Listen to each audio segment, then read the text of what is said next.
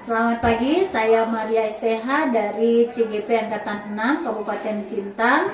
Hari ini akan mengadakan pra-observasi bersama teman atau rekan sejawat saya, yaitu Bu Mislati SPD. Beliau mengajar PKK di berapa jurusan, Bu? 2 jurusan, ATPH dan BKP. ATPH dan BKP. Ya, terima kasih. Mudah-mudahan semoga semuanya ini bermanfaat. Pagi Bu Maria. Apa kabar? Puji Tuhan sehat. Apa kabar juga? Baik. Maaf ganggu waktu Ibu ya. Enggak apa-apa. Saya bantu. Saya ada tugas dari CGP, Ya. yaitu mengadakan supervisi akademis. Ya. Hari ini Ibu menjadi sasarannya atau yang akan saya supervisi. Ya. Terima kasih untuk waktunya Bu ya. Sama-sama. Baik, hari ini kita Semoga akan bisa membantu. melakukan pra-observasi sebelum Ibu melakukan supervisi di kelas. Ya, silakan. Baik, sehubungan dengan supervisi itu, bagaimana persiapan Ibu untuk supervisi tersebut? Apakah Ibu sudah mempersiapkan segala sesuatunya dengan baik? Ya. Ya, seperti hari-hari sebelumnya, seperti hari-hari biasanya sebelum mengajar ya, melakukan persiapan ya baik fisik maupun mental, terutama karena di supervisi Bu Maria ini. Terus administrasinya juga sudah saya siapkan, kemudian materinya juga sudah siapkan, metode pembelajarannya juga sudah disiapkan sesuai materi. Tidak siap ya Bu ya? Semoga siap. Mantap.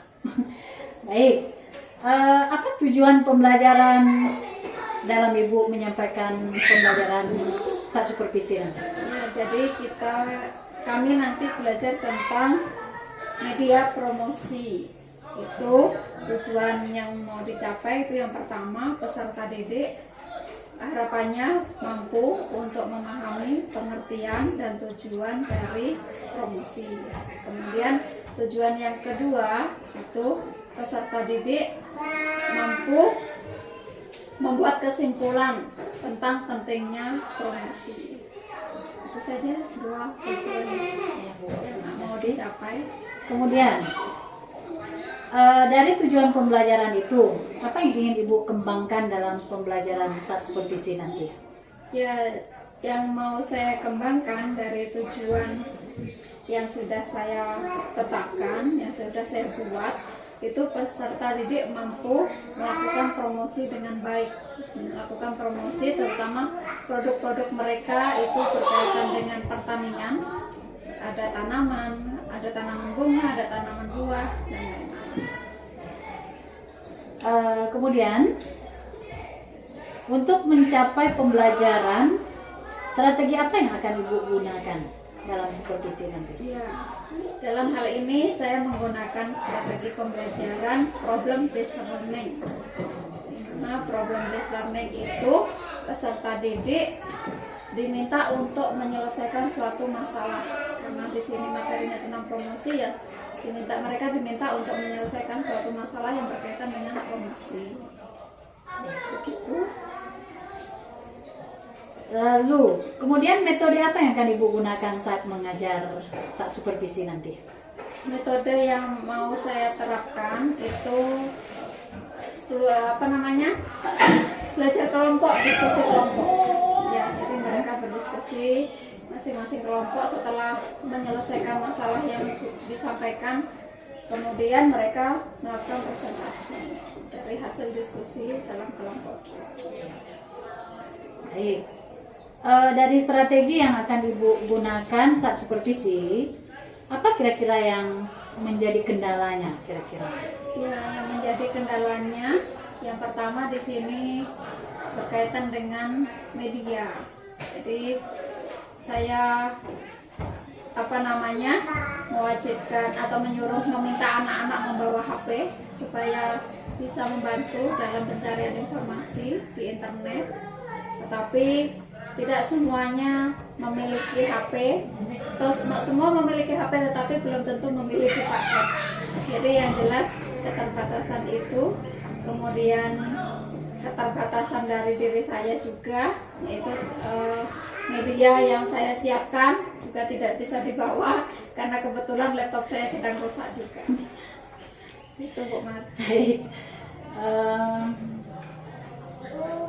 Untuk mengatasi masalah tersebut, langkah apa yang akan Ibu lakukan untuk mengatasinya? Ya, untuk mengatasi masalah yang dihadapi oleh peserta didik. Jadi untuk anak-anak yang tidak membawa HP atau tidak memiliki tablet, jadi saya karena kebetulan belajar berkelompok, jadi yang tidak punya HP ya ikut kawannya yang punya HP dan memiliki tablet. Terus untuk dari diri saya, ya saya berusaha semaksimal mungkin dari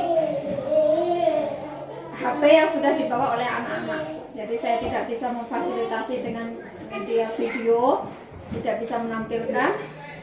Jadi saya meminta anak-anak untuk memaksimalkan mereka dalam mencari informasi di internet melalui HP mereka.